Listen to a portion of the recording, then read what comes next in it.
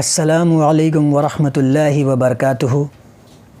الحمدللہ رب العالمین وإیاک نعبد وإیاک نستعین نحمدہ ونصلی علی رسولہ الکریم ومولا علی کرم اللہ وجہ الکریم واولیاء اللہ لا خوف علیہم وصحبہ اجمعین اما بعد۔ رب اشرح لی صدری ویسر لی امری واحلل عقدۃ من لسانی یفقہوا قولی ولا یحیطون بشیء من علمہ الا بما شاء۔ شروع کرتا ہوں اللہ کے نام سے جو بڑا ہی جلیل و قادر ہے۔ یاد رکھنا رحمان و رحیم لفظ استعمال نہیں کیا میں نے۔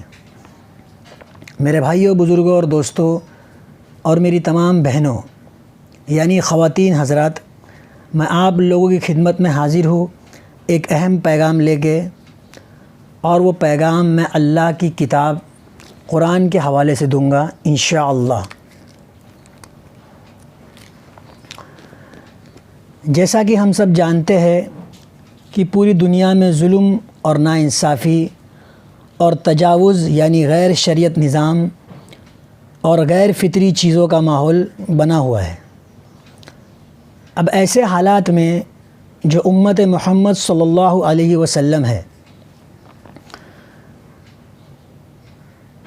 انہیں ایسا مجبور کر دیا گیا ہے کہ یا تو آدھے سے زیادہ اس غیر شریعت نظام اور غیر فطری چیزوں میں مبتلا ہو چکے ہیں، یا تو جو آدھے بچے کچے ہیں انہیں کچھ سمجھ نہیں آ رہا ہے کہ اب کیا کیا جائے، اور علماء اکرام بھی کوئی ڈھنگ کا راستہ بتا نہیں رہے۔ آدھے کہہ رہے کہ خاموش رہو، اور باقی کہہ رہے کہ نہیں اپنے حق کے لیے لڑو، پر کس طرح لڑو کوئی کچھ بتا نہیں رہا ہے۔ تو یہی وجہ ہے کہ جب بھی کسی امت پر سے رسول کا سایہ ہٹ جاتا ہے تو وہ گمراہ ہو جاتی ہے، کیونکہ بنا رسول کے امت یتیم ہو جاتی ہے۔ لیکن ایک بات ضرور یاد رکھنا کہ امت یتیم تو ہو جاتی ہے لیکن لاوارث نہیں ہوتی۔ امت کو ہمیشہ یاد رکھنا چاہیے کہ ہمیں چلانے والی ایک ذات ہے، وہ اللہ رب العزت کی ہے۔ تو اب ایسے حالات میں کیا کیا جائے؟ تو اللہ سبحانہ و تعالیٰ نے ہماری رہبری کے لیے ہم پر ایک کتاب نازل کر دی ہے جو ہمیشہ ہمیں راستہ دکھاتے رہے گی، کیونکہ اللہ نے خود کہا قرآن میں وَلَقَدْ صَرَّفْنَا فِي هَذَا الْقُرْآنِ لِلنَّاسِ مِن كُلِّ مَثَلٍ، ہم نے ہر قسم کی مثال اس قرآن میں انسانوں کے لیے بیان کر دی ہے۔ یعنی اللہ بتانا چاہ رہا ہے کہ یہ قرآن ایک ایسی لاجواب کتاب ہے کہ قیامت تک آپ کو ہر سچویشن، ہر پرابلم میں قرآن کے اندر سلوشن ملے گا۔ تو چلیے دیکھتے ہیں اس وقت جو امت پر حالات چل رہے ہیں، اس پر قرآن ہمیں کیا راستہ دکھاتی ہے۔ ویسے تو راستہ صاف دکھا رہی ہے جہاد کا، لیکن محنت یہ ہے کہ آپ لوگوں کو کس طرح ترتیب سے سمجھایا جائے۔ تو قرآن کی کچھ آیت پیش کرتے ہوئے آپ لوگوں تک اللہ کا پیغام پہنچانے کی کوشش کروں گا انشاءاللہ۔ اب یہ قرآن کی آیت کی تلاوت کرنے سے پہلے ایک بات آپ لوگوں کو سمجھانا بہت ضروری ہے، اس کے بعد انشاءاللہ اپنی بات شروع کروں گا۔ اور وہ بات یہ ہے کہ قرآن میں ایک الفاظ بار بار استعمال کیا گیا ہے، اور وہ الفاظ ہے طاغوت۔ تو یہ طاغوت کا مطلب کیا ہے یہ جاننا بہت ضروری ہے۔ طاغوت کا مطلب ہے اللہ کے علاوہ کسی بھی ذات کی عبادت کرنا، اسے بھی طاغوت کہیں گے۔ اللہ کے بعد اس کے رسول صلی اللہ علیہ وسلم کے علاوہ کسی کی بھی اطاعت کرنا، اسے بھی طاغوت کی اطاعت کرنا کہیں گے۔ رسول صلی اللہ علیہ وسلم کی شریعت کے علاوہ کسی بھی غیر شریعت اور نظام پہ آمادہ ہو جانا، اسے بھی طاغوت کے ماننے والا کہا جائے گا۔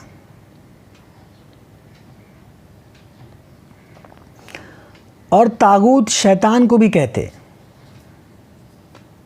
جس طرح آج کے زمانے میں ایک الومینتی کر کے فاؤنڈیشن ہے، اس میں وہ لوگ شیطان کی پوجا کرتے تو انہیں بھی طاغوت کا ماننے والا کہا جائے گا۔ اور صرف الومنتی نہیں، ان کے سننے والے جتنے بھی ہمارے نوجوان ہیں جو ان کو فالو کرتے ہیں، ان سب کو طاغوت کا ماننے والا کہا جائے گا۔ اس کی ایک دم سے ایک چھوٹی سی مثال میں آپ کو دیتا ہوں کہ کسی نوجوان نے کہا کہ میرے سر میں بہت درد ہے، تو دوسرے نے کہا کہ بھائی تو میوزک سن لے، تیرا سر درد ٹھیک ہو جائے گا۔ تو یہ ہے طاغوت کی شیطانیت جو تمہارے دل میں اتر چکی ہے۔ اور بڑوں کے لیے مثال یہ ہے کہ جب بھی کوئی چھوٹی بڑی آفت، مصیبت یا اختلاف آپس میں ہو جاتا ہے تو یہ طاغوت کے بنائے ہوئے قانون کے پاس جاتے ہیں انصاف لینے کے لیے، جبکہ اللہ کہہ چکا ہے کہ میرے رسول اور اس کی شریعت تمہارے لیے کافی ہے۔ تو مسلمانوں کا تو خود اپنا ایک اندرونی نظام ہونا چاہیے جہاں پر وہ اپنے آپسی مسئلے حل کر لے، لیکن نہیں، مسلمان طاغوت کے پاس جا رہا ہے، تو یہ سمجھ لیجئے مسلمان کفر کے پاس جا رہا ہے۔ امید کرتا ہوں کہ آپ کو تھوڑا بہت سمجھ آ گیا ہوگا کہ طاغوت کیا ہے۔ تو اب میں قرآن کی آیت سے اپنی بات کو شروع کرتا ہوں۔ بسم اللہ الرحمن الرحیم۔ یا ایھا الذین آمنوا اطیعوا اللہ واطیعوا الرسول، اے ایمان والو اللہ اور اس کے رسول کی اطاعت کرو۔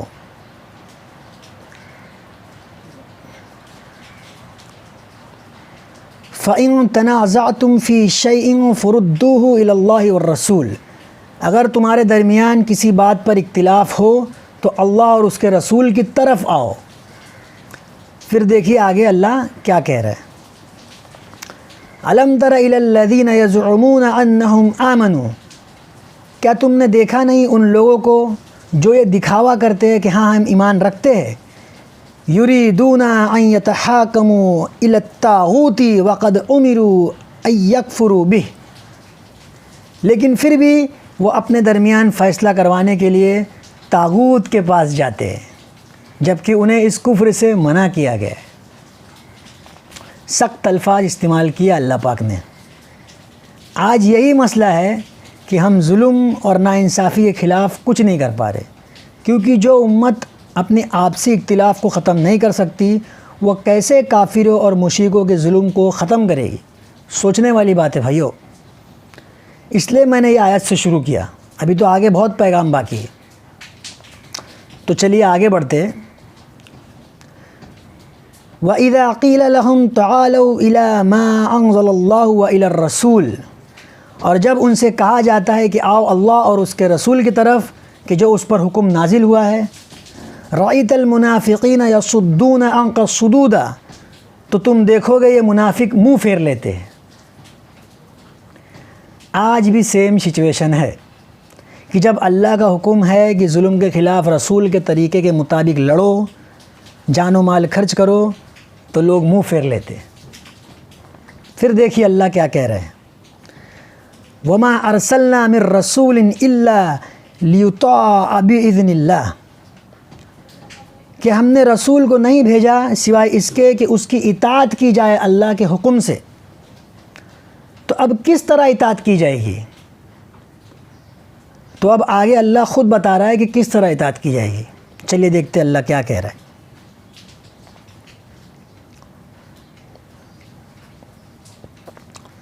وَلَوْ أَنَّا كَتَبْنَا عَلَيْهِمْ أَنِ اقْتُلُوا أَنفُسَكُمْ أَوْ اخْرُجُوا مِنْ دِيَارِكُمْ مَا فَعَلُوا إِلَّا قَلِيلٌ مِّنْهُمْ، کہ اگر ہم انہیں حکم دیتے کہ اپنی جان قربان کرو اور اپنے گھروں سے باہر نکلو تو بہت کم ہی لوگ ایسا کرتے۔